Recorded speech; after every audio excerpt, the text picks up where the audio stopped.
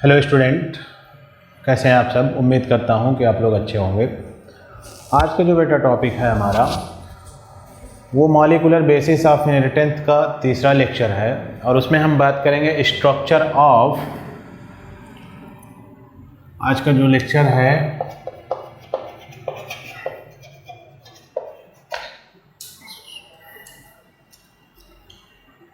Structure of nucleic acid.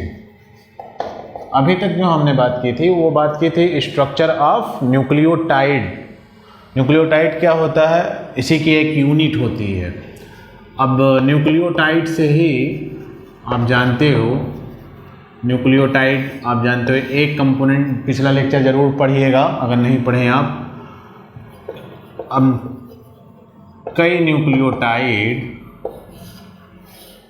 Attach होकर के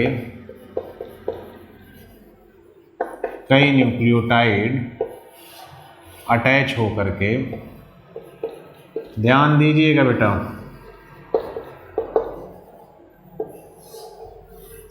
ये इस तरीके से कई न्यूक्लियोटाइड ऐसे मिल करके क्या बनाते हैं आपका न्यूक्लिक एसिड। अब वो आप जानते हो कि एक न्यूक्लियोटाइड 3 कंपोनेंट से मिलकर बना होता है। क्या क्या? फॉस्फेट, शुगर और नाइट्रोजनस बेस। ठीक, तो हम चलते बनाते हैं। अगर सिंगल स्ट्रक्चर ऐसे बनाओगे, सिर्फ सिंगल ऐड करते चले जाओगे तो इसको क्या कहते हो? Primary structure of nucleic acid. अगर इसी के साइड साइड एक और न्यूक्लियोटाइड बनाए, ठीक है ना, और इससे ऐड करा दिए, फिर न्यूक्लियोटाइड बनाए, ठीक, और फिर इससे ऐड करा दिए, फिर एंड सो ऑन, ऐसे बनाते गए, ऐसे मिलाते गए। तो अब इसको क्या कहते हो? अगर एक स्ट्रैंड इधर बनाओ न्यूक्लिक एसिड का और एक इधर से बनाते चले जाओ, दोनों हाइड्रोजन बॉन्ड से ऐड करा दोगे तो ऐसे को क्या कहते हो? Secondary structure of nucleic acid. तो पहले हम बनाना किसका शुरू करते हैं? Primary structure of nucleic acid. ठीक, चलिए देखते हैं। पहला है प्राइमरी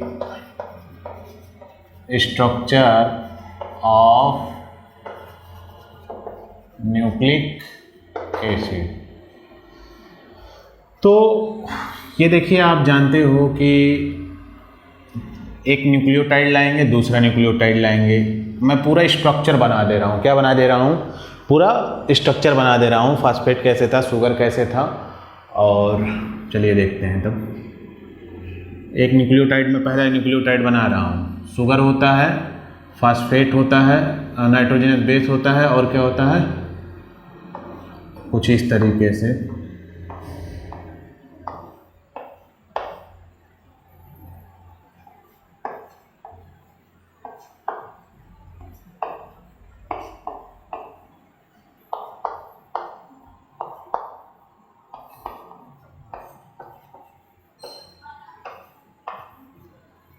आप ये जानते हो, काउंटिंग किए थे जब इस शुगर की, तो 1 2 3 4 5 नंबर कार्बन होता है ना। अब आप जानते हो कि इस शुगर से नाइट्रोजनस बेस, हर अलग अलग एक न्यूक्लियोटाइड से अलग नाइट्रोजनस बेस ऐड होगा, अलग नाइट्रोजनस बेस होगा। वो कैसे, आप ये तो जानते ही हो। तो कार्बन नंबर फर्स्ट से नाइट्रोजनस बेस N1 का हाइड्रोजन यहाँ से आके अटैच हो जाता है। एन ग्लाइकोसिडिक बॉन्ड बोले थे। अगर ये कौन है? पायरीमिडीन का कोई मेंबर है। अगर ये N9 है तो इसके हाइड्रोजन से अटैच हो जाएगा। ठीक, कौन मेंबर है ये? प्यूरीन का कोई मेंबर है। ठीक है ना। अब आप यहाँ जानते थे कि फॉस्फेट का यहाँ पे आके अटैच होता था।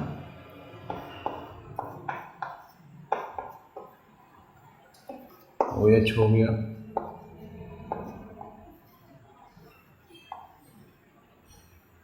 ये H2O निकल गया था, फास्फो एस्टर बॉन्ड हो गया था। ये आप इतना जानते हो, ठीक है। एक हमने किसका बना लिया? एक न्यूक्लियोटाइड का। अब दूसरा न्यूक्लियोटाइड का मैं स्ट्रक्चर बना रहा हूँ, ठीक है ना। अभी हमने क्या बनाया? एक न्यूक्लियोटाइड का बनाया। अब नीचे मैं दूसरा देखिए, इस बॉन्ड को कहते हो एन ग्लाइकोसिडिक बॉन्ड। कौन सा बॉन्ड कहलाता है? N glycosidic bond. इस बॉन्ड को कहते हो फास्फोएस्टर बॉन्ड। कौन से कार्बन नंबर से अटैच है ये? 5 नंबर से। और आपका नाइट्रोजनस बेस कौन से नंबर से अटैच होता है? कार्बन नंबर 1 से। अब मैं दूसरा न्यूक्लियोटाइड बना रहा हूँ यहाँ पे नीचे, ठीक। प्राइमरी स्ट्रक्चर हम बना रहे हैं, सिंगल सिंगल ऐड रहेगा तो प्राइमरी। मैं दूसरा बना रहा हूँ।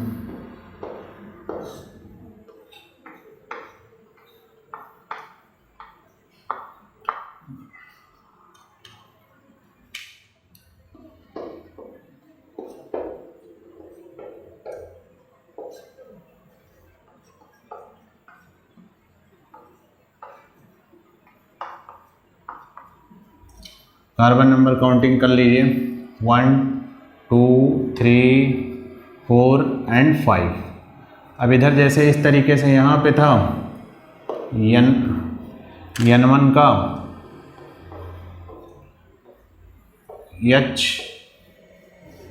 ये तो आप जानते ही हो, पायरिमिडीन होगा,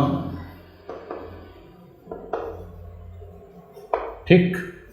N9 है तो इसका हाइड्रोजन यहाँ से अटैच हो जाएगा। पिछला लेक्चर अगर नहीं पढ़े हो तो आप जाके पढ़ लो, तभी ये चीज़ समझ में आएगी। प्यूरीन का कोई मेंबर होता है, ठीक है। अब यहाँ पे अब दूसरा फास्फेट ग्रुप अटैच करोगे तो फास्फेट कुछ इस तरीके से,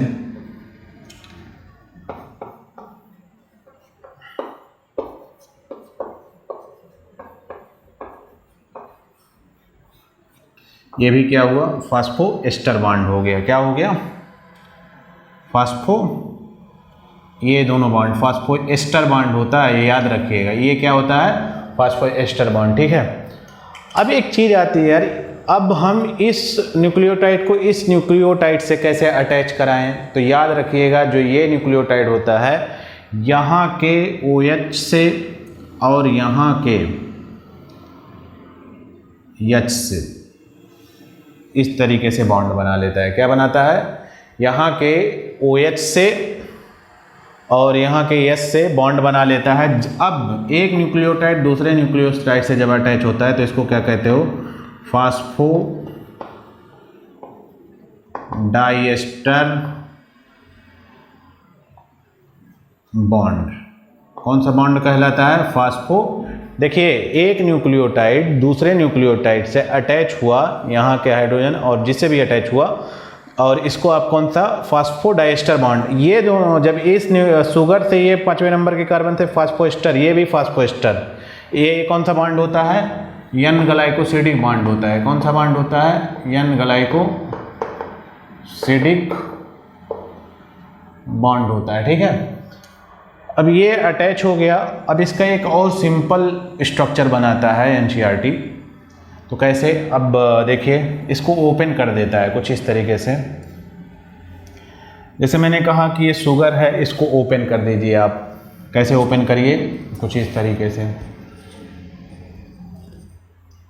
C1 C2 C3, इसको ओपन करते चले जाइए। इधर मैं इरेज कर दे रहा हूँ, मिटा दे रहा हूँ।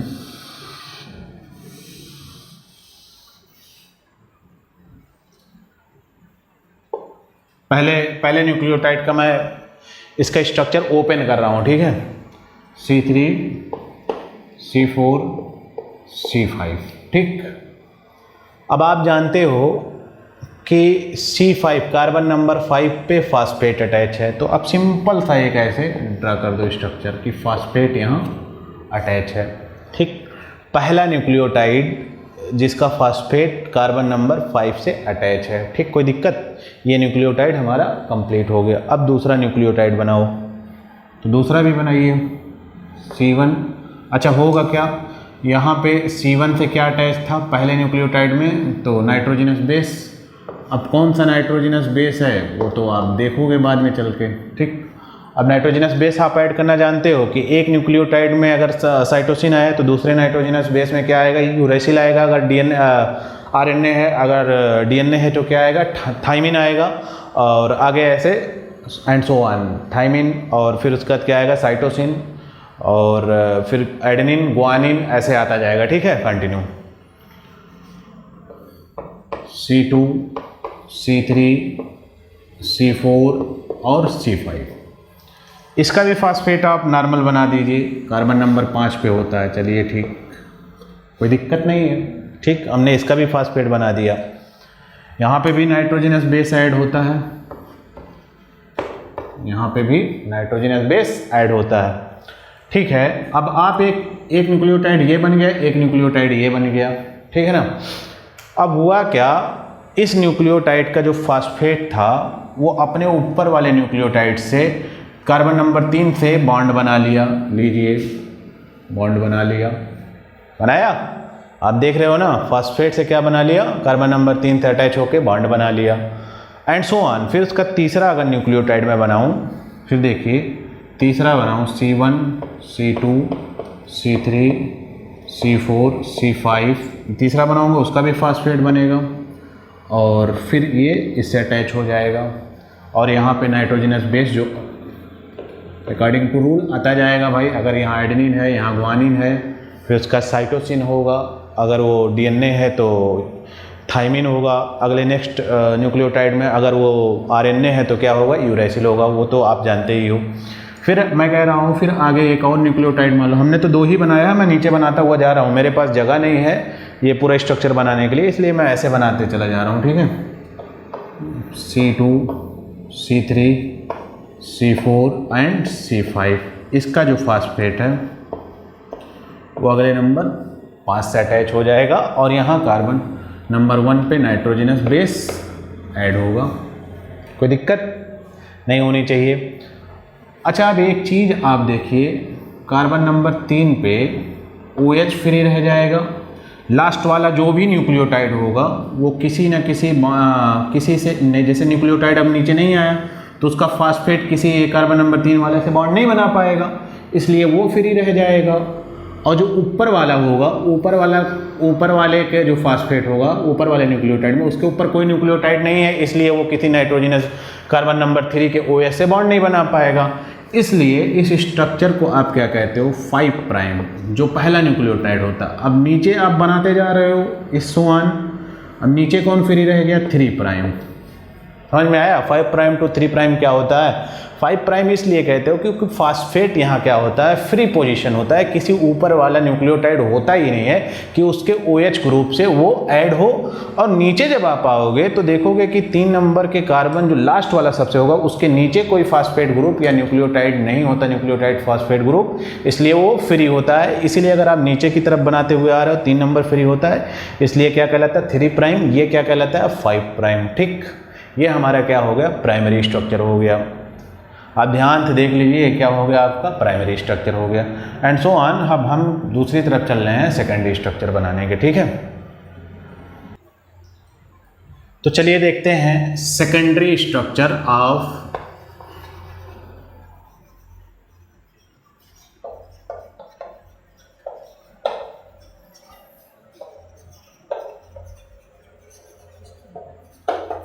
न्यूक्लिक एसिड, ठीक ना। तो हमने कहा था एक न्यूक्लियोटाइड प्राइमरी पहले इधर से बनाइए, फिर उसका दूसरी का अपोजिट प्राइमरी एक इधर से बना दीजिए, ऐड करा दीजिए, उसी को क्या कहते हो, सेकेंडरी। 2 स्ट्रक्चर होते हैं, 2 स्ट्रक्चर होके ऐड हो जाते हैं हाइड्रोजन बॉन्ड से। चलिए मान लो अब पूरा लिखते हैं, C1 है, C2 है, C3 है, C4 है, C5 है, ठीक ना। यहाँ पे फास्फेट होगा, पहला फ्री ग्रुप है, पहला हम प्राइमरी बनाएंगे। यहाँ पे आप मान लीजिए इस बार आपका यहाँ पे एडेनिन है। कौन है, एडेनिन है। पहले अलग अलग न्यूक्लियोटाइड में अलग अलग पायरिमिडिन और प्यूरिन होते हैं या नाइट्रोजनस बेस होते हैं, ठीक है ना, वो आप तो जानते ही हो। C1 है, दूसरा न्यूक्लियोटाइड बना रहा हूँ, C2 है, C3 है, C4 है, C5, और फिर ये फास्फेट हो गया और इसके कार्बन नंबर 3 से अटैच हो गया। इस बार हम यहाँ पे ग्वानिन ले रहे हैं, ग्वानिन, ठीक। थोड़ा और सही लिख दूँ, नहीं तो कहो साइटोसिन वो है। ठीक, नेक्स्ट हम बना रहे हैं C1, C2, C3, C4, C5 और इसका फास्फेट अपने ऊपर वाले कार्बन नंबर 3 से अटैच है। फिर ये हमने यहाँ क्या कर दिया, एडेनिन हो गया, ग्वानिन हो गया और इस बार हमने क्या ले लिया, कलर चेंज करता रहता हूँ तो अच्छा लगता है, साइटोसिन। ठीक, C1। अब नेक्स्ट बना रहा हूँ C2, C3, C4, C5, इसका फास्फेट अपने ऊपर वाले कार्बन नंबर से अटैच हो गया। हम डीएनए एक्चुअली में जो डबल स्टैंडर्ड बनता है या secondary structure of nucleic acid बनता है वो डीएनए का ही स्टेबल स्ट्रक्चर होता है। आरएनए में भी कुछ बता रहा हूँ क्यों नहीं बनता आरएनए का। आरएनए सिर्फ प्राइमरी स्ट्रक्चर ही होता है या सिंगल स्टैंडर्ड ही होता है, क्यों होता है अभी चल के मैं बता रहा हूँ आगे। अब साइटोसिन है, अगर डीएनए बनाओगे तो क्या आएगा यहाँ पे, थायमिन आ जाएगा। क्या आ जाएगा, थायमिन। ठीक है ना। अब यहाँ पे इसका OH खाली हो गया। हुआ क्या, 3 प्राइम खाली होता है, ऊपर से नीचे आ रहे थे आप, इसलिए क्या हो गया, इधर एरो दिखाओगे, यहाँ 3 हो जाएगा, यहाँ पे क्या हो जाएगा 5 प्राइम, इधर से नीचे की तरफ आ रहे थे। अब इसी का जस्ट अपोजिट इस साइड बनता है तो होगा क्या, C5 पूरा बनाइएगा, C5, C4, C3, C2, C1 और ऊपर वाले का एडेनिन क्या हो गया, जस्ट अपोजिट उसका एडेनिन। फिर देखिए C1, C2 दूसरा न्यूक्लियोटाइड है, C3, C4 एंड C5। अच्छा, इसका फास्फेट यहाँ पे फ्री होता है, ठीक है ना, याद रखिएगा इसका फास्फेट क्या होगा, फ्री होगा। अब यहाँ क्या हो गया, यहाँ का ग्वानिन आएगा। ठीक, फिर अगला देखिए C1, C2, C3, अच्छा यहाँ पे देखिए मैंने अटैच नहीं किया, इसका फास्फेट अपने इस कार्बन नंबर 3 से अटैच होगा। फिर कार्बन नंबर 5, यहाँ का फास्फेट उल्टा बन रहा है ना। अब फिर क्या हो गया, साइटोसिन। अब अगला देखिए C1, C2, C3, C4, C5, इसका फास्फेट नंबर इससे और इसका OH क्या रहेगा, फ्री रहेगा और यहाँ पे क्या आ जाएगा, थायमिन आ जाएगा। और ये स्ट्रक्चर इधर से बना रहे हो इसलिए इधर 3 प्राइम और इधर क्या हो जाएगा 5 प्राइम होगा। अब देखिए 2 स्ट्रक्चर आमने सामने बन गए। होता क्या है, अब इन दोनों के बीच जो सामने हैं एडेनिन और थायमिन के बीच 2 हाइड्रोजन बांड आ जाते हैं। अगर ग्वानिन या साइटोसिन आमने सामने ही आएंगे, ग्वानिन और साइटोसिन या सामने रहेंगे या थायमिन एडेनिन सामने रहेंगे, इनके बीच 3 बॉन्ड बनता है। इनके बीच कितने बॉन्ड बनेगा, 3। या थायमिन या एडेनिन या थायमिन के बीच ही कितने हाइड्रोजन बॉन्ड बनते हैं, 2। यही क्या हो गया आपका सेकेंडरी स्ट्रक्चर हो गया। क्या हो गया आपका बेटा, सेकेंडरी स्ट्रक्चर हो गया। ठीक, अब कुछ और आपको जो बुक्स में इस तरीके से स्ट्रक्चर देखते हो, इस तरीके से है ना, ये क्या होता है, ये देखो ऐसे देखते हो ना डीएनए का फिगर, तो एक्चुअली मैंने न्यूक्लिक एसिड का ही बनाया रहता है। देखो अब क्या इसमें बनाते क्या हैं वो लोग बुक्स वाले। सपोज करो कि हमने यहाँ से ले करके यहाँ तक, मैं आगे दिखा रहा हूँ आपको कुछ चीज़ें, यहाँ से ले करके यहाँ तक पूरा ये चीज़, और इधर से ले करके यहाँ तक पूरा मैंने एक लाइन, ये वाला पहला मैंने सिर्फ एक लाइन डायग्राम में कर दिया। समझ रहे हो मेरी बात, मतलब ये पूरा एक मिनिमाइज कर दिया, मतलब 5 प्राइम टू ये चीज़ नहीं है। ये इसमें क्या है, जब मिनिमाइज करूँगा तो है क्या, इसमें कार्बन, अरे शुगर है और क्या है, फास्फेट, नाइट्रोजनस बेस छोड़ दिया है मैंने। तो इस लाइन में, इसके अंदर अगर जूम करोगे इसको तो क्या पाओगे, ये सब चीज़ ओपन होगी। इसको मिनिमाइज करके मैंने यहाँ से ले करके यहाँ तक को मिनिमाइज करके इससे पतली सी लाइन में ड्रा कर दिया है। 5 प्राइम टू 3 प्राइम है। और उसके अलावा क्या है, एडेनिन है, ग्वानिन है, साइटोसिन है और क्या है, थायमिन है। ठीक, इसको भी इसी तरीके से मैंने मिनिमाइज कर दिया कुछ इस हाल में। ठीक, यहाँ इसके सामने क्या है, ए है,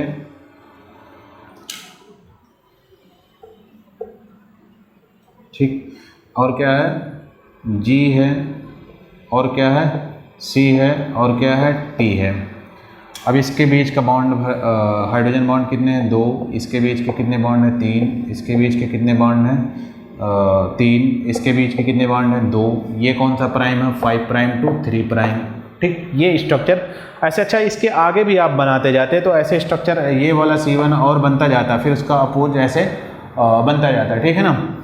तो अब ये चीज़ क्या हो गई, और आगे भी बना सकते हो आप, अगर आप भी बनाना चाहो तो आप आगे भी बना सकते हो। उसके बाद इसी को आप करते क्या हो, ऐसे करके, जैसे ये बना दोनों स्ट्रैंड, ठीक, इसको ऐसे कर देते हो, ऐसे करके इसी को फोल्ड करा, जैसे 2 धागे हैं ना, ऐसे ऐसे करके बनाए आप, और उसी को क्या कर दो, ऐसे फोल्ड कर दो, लो।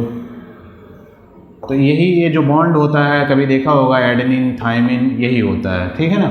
ये इस तरीके से फिर रिप्रेजेंट करके इसी को क्या करते हैं, ऐसे अभी आप पढ़ोगे भी राइट हैंडेड और लेफ्ट हैंडेड डीएनए पढ़ोगे, जिसमें 360 पे कितने बेस पेयर घूमते हैं, 12 बेस हैं या 13 बेस हैं या 9 बेस हैं, कितने बेस पे घूमते हैं, अभी वो आप टाइप्स ऑफ डीएनए में पढ़ोगे, बी डीएनए या ए डीएनए या जेड डीएनए, कौन सा हमारे बॉडी में पाया जाता है, तो अभी बाद में बात किया जाएगा। ये आपका क्या हो गया, secondary structure of nucleic acid हो गया। ठीक, अब कुछ बात आगे और करनी है, नोट्स के पॉइंट, कुछ पॉइंट हैं जिसमें हम बात करते हैं बेस पेयरिंग।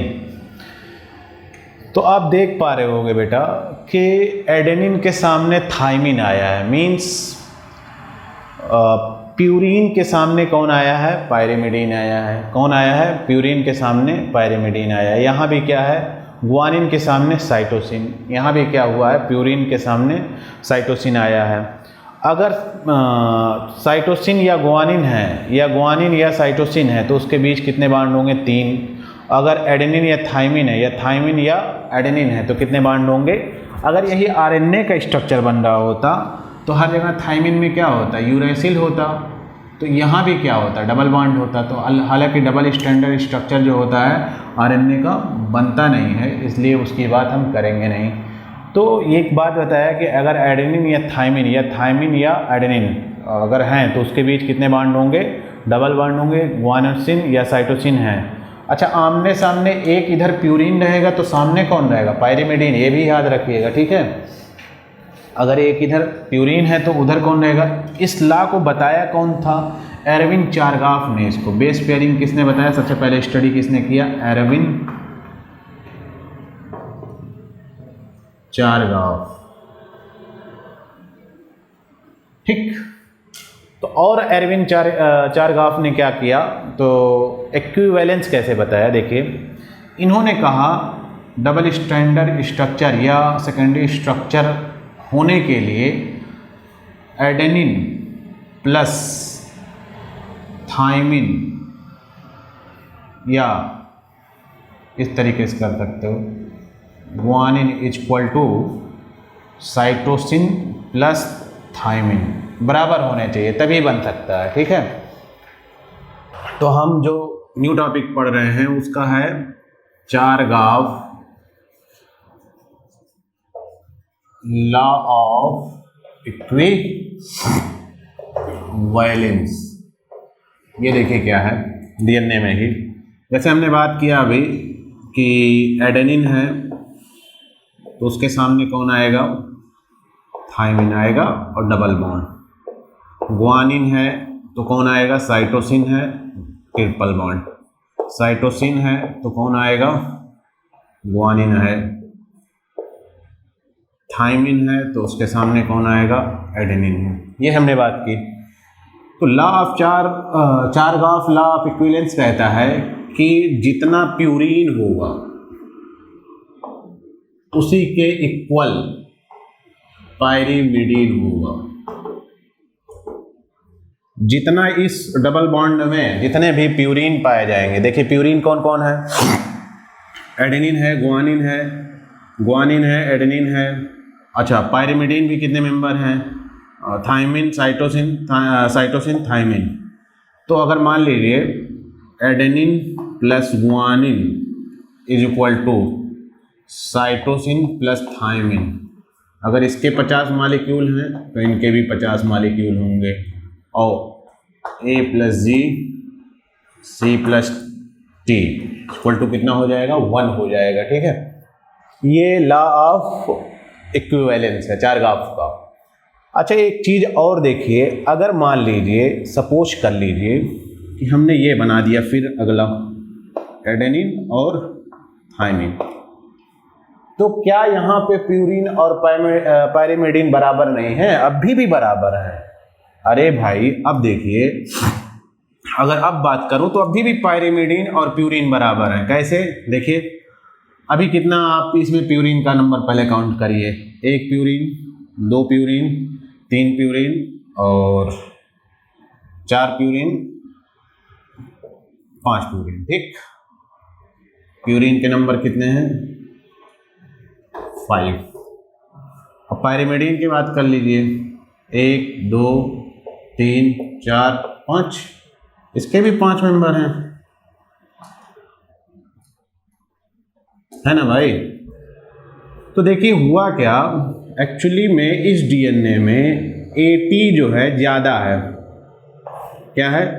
AT ज़्यादा है, या इस तरफ से काउंट कर लीजिए या इस तरफ से, और GC क्या है? कम है। तो ऐसे डीएनए को आप क्या कहते हो? AT rich DNA. ऐसा भी हो सकता है थायमिन फिर अगला आ जाए, और थायमिन और एडेनिन फिर यही आ जाए अगला, फिर ऐसे बढ़ता जाए, और इसी को आप फोल्ड करके बताया था कि ये क्या होता है डीएनए। तो अगर ऐसा है, प्यूरिन और पायरिमिडीन के नंबर अभी भी सेम आएंगे, डिफरेंट नहीं होगा। वो अलग बात है कि एडेनिन और थायमिन का नंबर ज़्यादा हो जाएगा, लेकिन इक्विवेलेंट रहेंगे अभी भी प्यूरिन और पायरिमिडीन। ठीक है। अच्छा, हमने ये बात की यहाँ पर। ठीक, अगर मान लो इसमें GC ज़्यादा हो जाए, GC के बॉन्ड ज़्यादा हो जाए, हो सकते हैं, ऐसा बॉन्ड बन सकता है, तो ऐसे डीएनए को आप क्या कहोगे? ऐसा कोई डीएनए जिसमें GC ज़्यादा हो, तो ऐसे को क्या कहते हो? GC rich DNA. क्या कहलाता है? GC rich DNA. ठीक है। अब मोस्टली एक चीज़ है कि हर जगह डबल स्टैंडर्ड डीएनए ही पाए जाते हैं, लेकिन कुछ ऑर्गेनिज्म में सिंगल स्टैंडर्ड डीएनए पाए जाते हैं। जैसे अब मैं बात करूं, अगर कहीं भी प्यूरिन और पायरिमिडीन का नंबर बराबर नहीं, जैसे अगर यहाँ मैंने किया सब प्यूरिन और पायरिमिडीन सब इक्वल है नंबर में, अगर प्यूरिन के 5 मेंबर है तो पायरिमिडीन के भी 5 मेंबर रह गए। अब ग्वानिन की जगह क्या आ गया? मान लो यहाँ कोई बेस पेयर आया ही नहीं, इसकी जगह साइटोसिन आना चाहिए था, यहाँ नहीं आया, तो स्ट्रक्चर ही पूरा नहीं बनेगा। क्योंकि पायरिमिडीन जो, अब इसके सब, अगर ये कौन है? प्यूरिन है, तो आना कौन चाहिए? पायरिमिडीन का मेंबर साइटोसिन। लेकिन यहाँ पर साइटोसिन नहीं आएगा, तो होगा क्या कि ये पूरा डबल स्ट्रक्चर बनेगा ही नहीं, सिंगल। ये अलग हो जाएगा, ये अलग टूट के हो जाएगा, ये अलग हो जाएगा। अगर आप देख रहे हो तो थायमिन है, इसलिए डीएनए का हो गया, ये भी डीएनए का हो गया। तो अगर कहीं भी इक्वल नंबर नहीं है प्यूरिन और पायरिमिडीन, तो वो डबल स्टैंडर्ड बनेगा ही नहीं। डीएनए तो रहेगा, लेकिन वो डबल स्टैंडर्ड नहीं बन सकता। तो प्यूरिन और पायरिमिडीन के मेंबर जो है सेम होने चाहिए। वो अलग बात है कि एडेनिन या ग्वानिन या साइटोसिन या कोई ज़्यादा कम हो सकते हैं। जैसे अगर मैं यही बात करूं, 50-50 की ले लिया, तो मैं कह रहा हूँ इसको 35 ले लो, एडेनिन को, थायमिन को भी 35 ले लो, और इसको 15 ले लो, इसको भी 15 ले लो, हो गया तब भी बराबर। 50 ये हो गया, 50 ये हो गया। हम कह रहे हैं 25-25 का भी ले लो, 25-25, इसको भी 25-25 ले लो। ये प्यूरिन है, ये पायरिमिडीन है। आपको नंबर बराबर करना है दोनों। अगर आप बना रहे हो डबल स्टैंडर्ड, तो नंबर दोनों के बराबर होने चाहिए, बस इससे प्यूरिन और पायरिमिडीन के नंबर बराबर होने चाहिए। अब हम कह रहे हैं कि कभी कभी नहीं बराबर हो पाता है कुछ ऑर्गेनिज्म में, तो वो सिंगल स्टैंडर्ड डीएनए होता है। मोस्टली हर जगह पे डबल स्टैंडर्ड डीएनए या प्यूरिन और पायरिमिडीन बराबर हो जाते हैं, इक्विवेलेंस हो जाते हैं, लेकिन कुछ जगहों पे इक्विवेलेंस नहीं हो पाता है, बराबर नहीं हो पाता है। मतलब पायरिमिडीन और प्यूरिन के नंबर नहीं बराबर हो पाते हैं, इसलिए कुछ जगहों पे डीएनए सिंगल स्टैंडर्ड होता है। कहाँ पे? 174 ऑर्गेनिज्म है, और कुछ बैक्टीरियो फेज वायरस हैं। क्या है? कुछ बैक्टीरियोफेज वायरस हैं जिस पर क्या है, जिसका डीएनए क्या है, सिंगल स्ट्रैंडेड है, ठीक है। अब फिर हम बात करते हैं कि इंसान का, अभी हमने एक चीज बताया कि एटी रिच डीएनए, अगर ये वाले प्यूरिन और पायरिमिडीन ज़्यादा आ रहे हैं तो ऐसे डीएनए को क्या कहते हो, एटी रिच डीएनए कहते हो, या फिर क्या कहते हो आप, अगर जीसी वाले हैं तो जीसी रिच डीएनए कहलाता है। तो अब देखिए इन इस्चर्चिया कोलाई A+T G+C का अगर रेशियो निकालोगे तो 0.93 आता है। मीन्स क्या है, ये ज़्यादा है, ये ऊपर कम है। मतलब बैक्टीरिया का जो डीएनए होता है, कौन सा बैक्टीरिया का, इस्चर्चिया कोलाई का, उसमें जीसी रिच डीएनए होता है। क्या होता है, जीसी रिच डीएनए होता है, ठीक है। अब हम ह्यूमन की बात करें तो हमारा 80 + GC = 1.25 नियर अबाउट आता है। इसका मतलब हमारे पास क्या ज़्यादा है, 80 रिच डीएनए। क्या होता है, 80 रिच डीएनए। मेरी बात समझ रहे हो ना आप। यहाँ से अब दूसरा मैं बता रहा हूँ, प्यूरिन और पायरिमिडीन के तो मेंबर बराबर हैं इस बार, लेकिन मैं कह रहा हूँ 80 वाले, मतलब प्यूरिन और पायरिमिडीन चल रहे हैं, सब सेम है, लेकिन 80 वाला ज़्यादा आ गया। क्या आ गया, 80 वाले ज़्यादा आ गए। तो ऐसे डीएनए को क्या, अगर यही देखिए आप, यही मैं डीएनए बनाया हूँ, 80 वाले कितने हैं, 1 2 3 4 5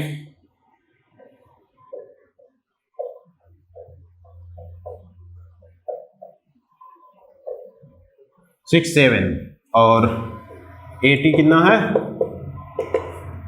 GC = 0 अभी, ठीक। अगर मैं कह रहा हूँ 80 कितना है, 7 है, GC कितना है, 1 2 3 4 5, क्या हुआ, अब इसको डिवाइड करोगे आप तो 1.4 आ जाएगा। क्या आ जाएगा, 1.4। आप डिवाइड करोगे देख लोगे 1.4। तो हुआ क्या, अब ऐसे डीएनए को क्या कहोगे, 80 रिच डीएनए। तो हमारा जो डीएनए होता है हमारे बॉडी में, उसमें 80 ज़्यादा होता है, और बैक्टीरिया इस्चर्चिया कोलाई में कहता है कि जीसी डीएनए ज़्यादा होता है। तो ऑन द बेसिस ऑफ 80 या जीसी के 3 टाइप के डीएनए होते हैं। एक तो होता है, पहला देख लीजिए, 80 रिच डीएनए, दिख नहीं रहा होगा साफ,